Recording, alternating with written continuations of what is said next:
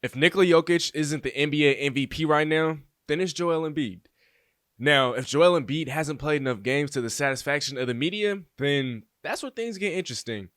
You see, prominent MVP candidates like LeBron, James Harden, or Kevin Durant have simply missed far too much time this season to be considered final candidates for the MVP award, while other stars like Giannis, Luka, and Dame just aren't having the seasons individually that the greatest shooter of all time is currently having. Now, I'm not delusional. At the time of this recording, the Warriors sit at 29-29, good for 10th place in the Western Conference, and are currently out of the playoff picture. You might be telling yourself that there's no way that Steph could actually catapult himself into the top of the race for MVP because of the lack of success that his team is having. But I'm here to tell you today that there's a possibility of that happening if this one thing happens. Before we get into that, roll the clip.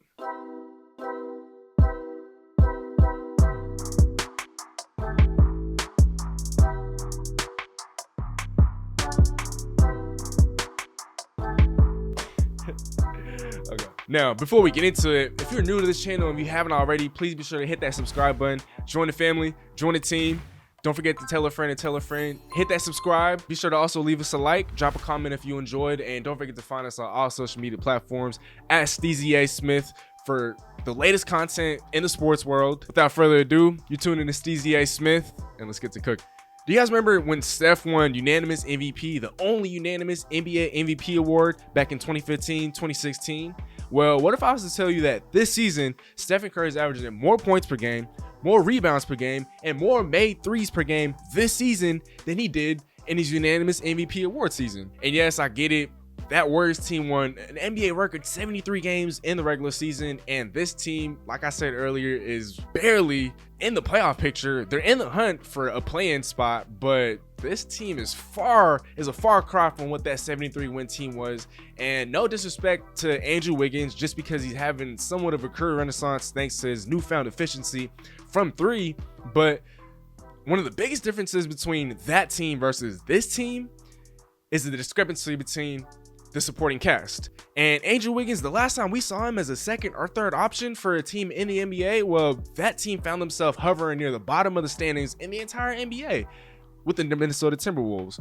And with Andrew Wiggins being the second best player in Golden State next to Stephen Curry, well, that's just not ideal for a playoff winning basketball team, especially for a team that has Stephen Curry as its number one option. Draymond Green is a little bit long in the tooth, and Kelly Oubre has been very inconsistent this season. Well, Stephen Curry is doing all that he's doing this season despite the fact that Andrew Wiggins is his second best teammate, and despite the fact that James Wiseman, their rookie number 2 overall pick, has only played 39 games and is now out for the rest of the regular season after having only played 39 games. When you look at the month of April, Stephen Curry is averaging an insane stat line. He is averaging 40.8 points per game. He's shooting 54.9% from the field, shooting over 50% from three, is shooting 91% from the free throw line, is averaging 6 rebounds and 4.4 assists per game. And not only that, he set a plethora of records. He's broken Kobe Bryant's record for the most consecutive 30-point games by a player aged 33 and older with 11 games and counting. He set the record for the most games with 10 plus threes made in a season with 21. If we were to take away every single year but this year, in which he's had games of 10 plus made threes, well, he'd still be number 1 on the all-time list with 6, as he has had 6 such games this season, and the next closest player on the list is Klay Thompson, second in all of NBA history with 5 such games.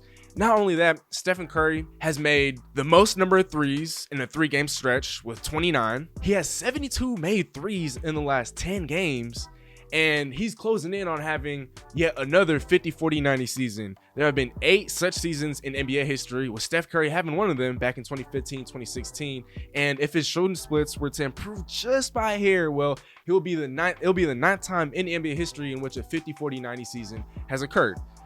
Steph Curry this season is leading the NBA in scoring with 31.4 points per game. He's 5th in PER with 26.89. He's 5th in the NBA in PER with 26.97 player efficiency rating. And he's also the league leader in 3-pointers made with 260, despite the fact that he's played the least amount of games among any player in the top 5 in threes made with 260.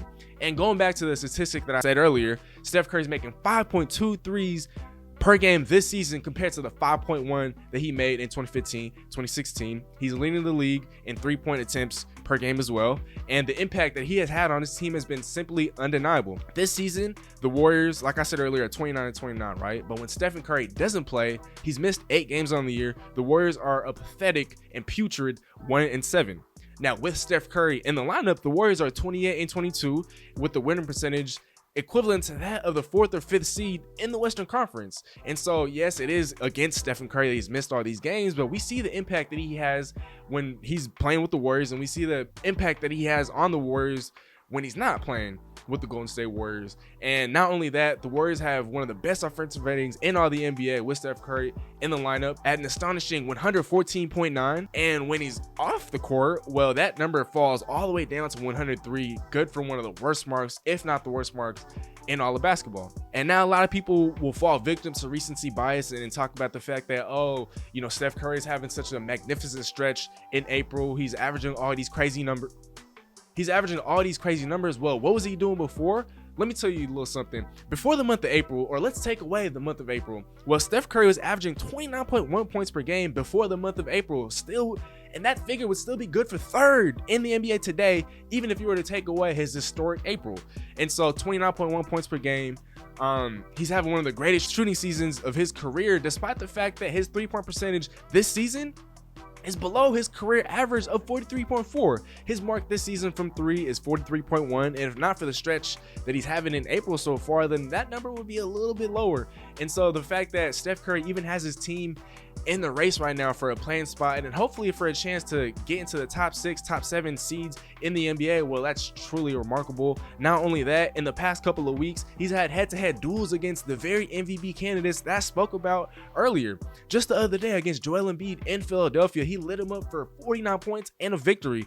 A couple games prior to that, well, against the Denver Nuggets, in which Jamal Murray tore his ACL, well, Steph Curry exploded for 50 plus points in a victory against Nikola Jokic, who's the current front runner for the NBA MVP award right now. So he's had head-to-head victories against some of these teams, and while we have to kind of fault him for having the team that he has around him, well, we know that it's not his fault that his team is as bad as it is without him. And when you look back to the last time an MVP was crowned who wasn't in the top 5 seeds in his own conference, well, that was Russell Westbrook when he averaged the first triple-double since Oscar Robertson in 2016-2017 with averages of over 31, 10, and 10. If you all remember, towards the last couple of weeks of that season, Russell Westbrook was not considered the NBA MVP at that point. He made a late run, he had more triple doubles, and he was able to capture the MVP award at the end of the season. Well, that kind of brings me back to a similar situation now in which Steph Curry and the Golden State Warriors find themselves in. Steph Curry, while he isn't at the front runner of MVP conversations right now, he very well could be in the next couple of weeks, depending on how the rest of the Warriors schedule pans out. This team currently has 14 games remaining, and they don't have too many tough games left. Some of the toughest games are at home against the Jazz, the Suns, to close out the year. And then they also have another one against the Nuggets tomorrow. And so aside from that, if the Warriors are able to win at least 10 to 11 games in the next 14 and potentially vault all the way up into the top 6 or 7 in the Western Conference, well, then that might just be enough to win MVP because of the dominance of his regular season, because of the fact that he's also revitalized the regular season. When you look at all these injuries that have occurred around the league, well, the value in regular season games has simply gone down, just because when you flip on the TV and you turn to a national TV station like ESPN or TNT or NBA TV, you're not seeing some of these stars play. And so what Steph Curry is doing, not only to the game, but what he's doing to the NBA, what he's doing to the brand as a whole, has been absolutely magnificent. He's literally risen the entertainment factor up all on his own, and the NBA's value has gone up simply because of the presence of Stephen Curry, and what he's been doing has been so electrifying. He's literally been getting MVP chants from other cities. In Philadelphia, for example, he was getting MVP chants, and that's crazy because they have their own MVP in Joel Embiid, who also had himself a night. And so the last time I really remember an opposing player getting MVP chants in another team's home court, well, that was Michael Jordan back in the 90s. And so if Stephen Curry is doing that today, that only goes to show just how profound his impact is, not only on the game, but what he's doing in the game today. And not only that, well, Doc Rivers also had a heap of praise to throw on Stephen Curry. And here's what he said following his 49-point explosion. "I don't know if I've ever seen anything like the run he's on," Rivers said. "I guarantee you there's no one that has scored points in the way he has." No one. Let's not forget, Doc Rivers has played in the NBA and he played against Michael Jordan. And if he's talking about how he's never seen anyone, not even the great, not even the GOAT Michael Jordan, well, then that definitely speaks for something. And he's one of the best coaches in all the NBA. He has the #1 team in the Eastern Conference in the Philadelphia 76ers. And so when he says anything about basketball, then you listen. And so if that's his opinion, then that's another, I guess, point from Philadelphia side of things towards Stephen Curry. Again, I'm not a victim of recency bias. I talked about some of the accomplishments that Stephen Curry had early in the season prior to the month of April. Well, here are a couple more to pile on.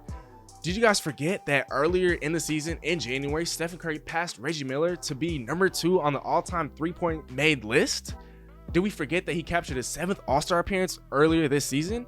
Did we forget that he passed Wilt Chamberlain as the Warriors' leading scorer in franchise history? Did we forget all those things? Did we forget that he had a 62-point explosion early in the season, another 50-plus point explosion, multiple 50-point games this season? A lot of people are getting lost in what Steph has done in the month of April, but he's done so much more, and he's been doing a lot this entire season. Keep in mind, all the attention is on Stephen Curry. He literally doesn't have an ideal #2 option on his team, and yet he's still continuing to snipe, and he's doing it at a rate in which even he has never done himself before. In comparison to the other guys in the MVP race, well, Steph's real competition really only lies against Nikola Jokic, who is having a career season for the ages, and seeing as how he's one of the best passing big men in all the NBA, well, it's only fitting that he was to potentially win MVP, seeing as how he's averaging 26, 11, and 9, and he's leading the NBA in player efficiency rating. But the fact is, the Denver Nuggets are 4th in the Western Conference, and so he's not a top 2 seed in that conference. And so if Steph Curry's to creep in closer, and if the Warriors were to approach 6th, 7th seed territory, well, I could easily see Steph overtaking Nikola Jokic for MVP honors. And when you look at some of the other guys in the race, well, James Harden, news has been broken that he'll be out indefinitely, and so he's probably out for the remainder of the regular season. LeBron, he's only played 41 games, and Joel Embiid, while he hasn't hit the 40-game mark, well, he's having a season for the ages. No one has seen a big man dominate like he has since Shaq, and his team is also #1 in the Eastern Conference. But at the end of the day, I think that the MVP race comes down to Nikola Jokic and Stephen Curry. And if Stephen Curry isn't able to guide the Warriors into the top at least 6 or 7 in the West, well, this conversation is over. Let me know what you guys think in the comment section below. Does Stephen Curry still have a chance to catch Nikola Jokic in the MVP race? If not, well, let us know. And if so, well, let us know. Again, don't forget to find us on all social media platforms to keep up to date with all things Steezy Smith. Instagram, Twitter, TikTok. Hope you guys enjoyed. Nothing but love. While that concludes this video, we have tons of other content coming for you guys and available on our channel homepage. Be sure to check all that out. And Steezy out.